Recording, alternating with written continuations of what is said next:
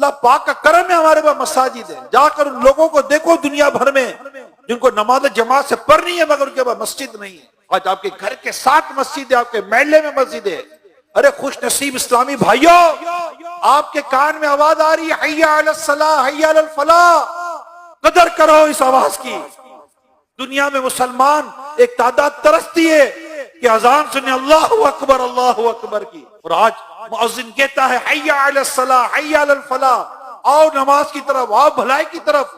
सोए हुए फजर में कहा जा रहा सलातु खैरुम मिनन नौम, नमाज नींद से बेहतर है। कान में आवाज आवे तो ना, खेलना है तो आंख खुल गई, दफ्तर है तो आंख खुल गई, स्कूल है तो आंख खुल गई।